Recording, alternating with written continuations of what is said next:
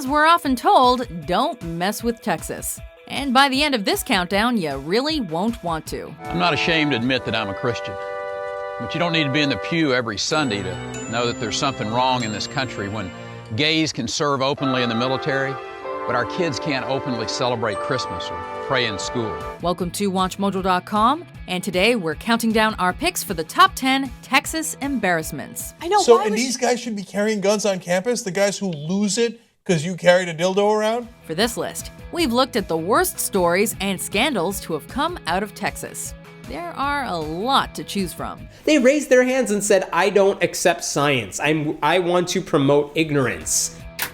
Number 10, wrongful execution. Do you believe that the state of Texas executed an innocent man? I do. First of all, Texas is the U.S. national leader when it comes to administering the death penalty. In the 30 years since the Supreme Court reinstated capital punishment, no state has executed more people than Texas. Since 1982, over 530 people have been executed by the state, as Texas continually tops the annual charts. However, what's even more shocking is the state's reputation for wrongful execution. It bothers me right now that a wrong man got put to death. The cases of Carlos de Luna and Cameron Todd Willingham have been especially cast into doubt in recent years. There is absolutely no evidence of arson or that a crime ever occurred. But critics believe those to be just the tip of a Texan iceberg when it comes to killing innocent people. Your state has executed 234 death row inmates, more than any other governor in modern times. Have you struggled to sleep at night with the idea that any one of those might have been innocent? No, sir, I've never struggled with that at all. Number 9, the Muslim invasion.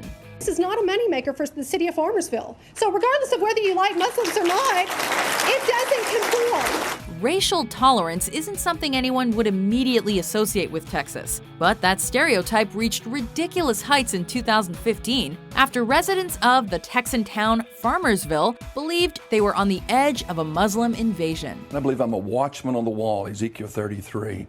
See the incoming danger. Hysteria erupted over plans to build an Islamic cemetery on the outskirts of town, a move that prompted many to protest at local community meetings in fear of the Muslim population gaining too great an influence in the area. I see the expansion of Islam that's going on all over the world. Now it's come to my hometown. Religious minorities just don't stand a chance in Texas, even when they've died. Every place y'all been, y'all have caused some kind of controversy in the schools, and the government lets y'all have y'all's way. Well, it's not going to happen in Farmersville. Number 8, the abortion issue. All of the state's 19 abortion facilities will remain open for now. The Supreme Court's decision to temporarily halt implementation of a Texas abortion law tops your Texas political roundup. Texas state abortion laws have caused enough controversy within recent years to require regular Supreme Court involvement. In general, it's more difficult to get an abortion in Texas than anywhere else in the U.S. They have made abortion so difficult to get in the state that a number of clinics have shut down. And it's getting steadily harder as well.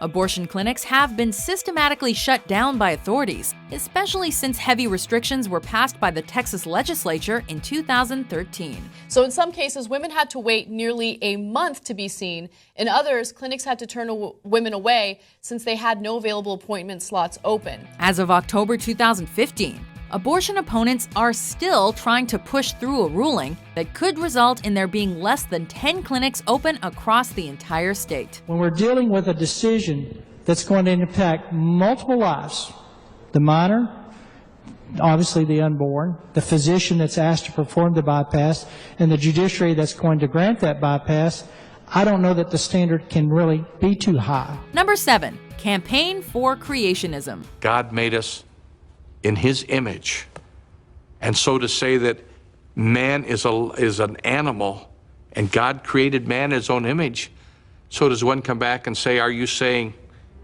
God is nothing more than an animal? While most religious beliefs are all but outlawed in Texas, creationism is always threatening a comeback.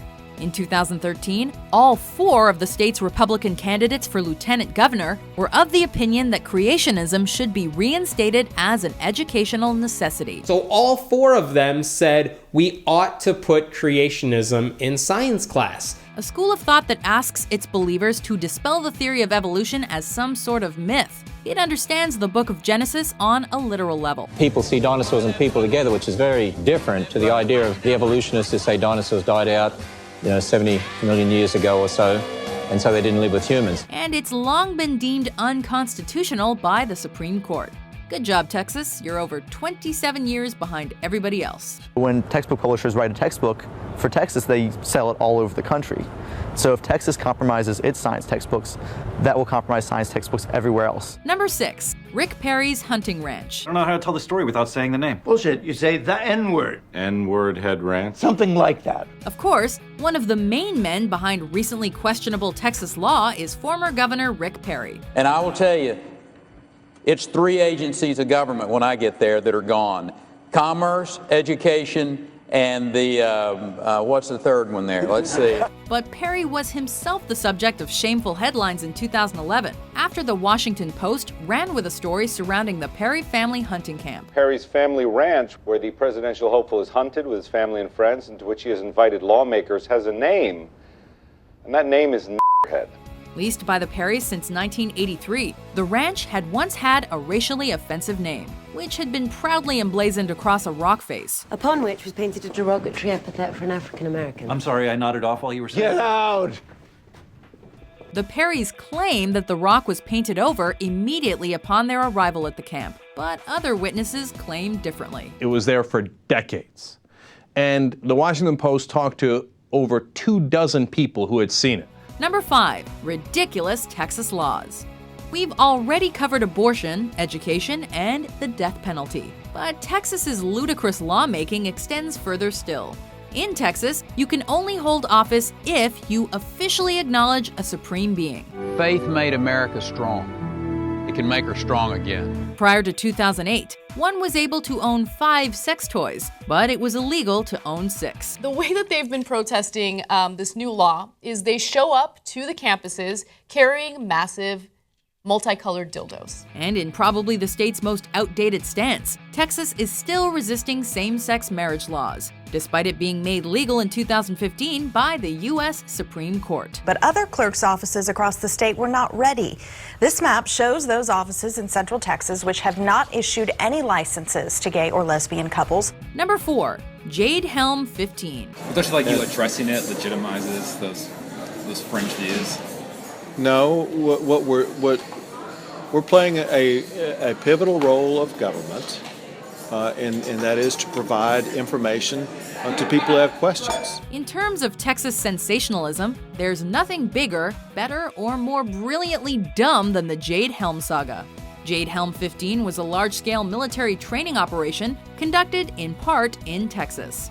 It had its critics nationwide, some branding the whole thing as political paranoia. Some trainings even involved the special ops blending in with civilians. However, in Texas, the paranoia superseded any acceptable levels. As the media and leading politicians argued, the Jade Helm was the first step in an Obama-led invasion, aiming to forcefully take over Texas once and for all. Today, Governor Greg Abbott is choosing to assign the Texas State Guard to monitor the operation.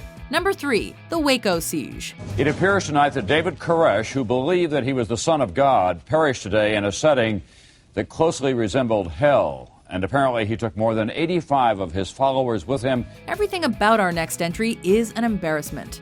David Koresh and his Branch Davidian religious sect are exactly the stereotype of cult insanity. You come point guns in the direction of my wives and my kids, damn it, I'll meet you at the door any time. God-fearing, gun-wielding, and sexually stunted.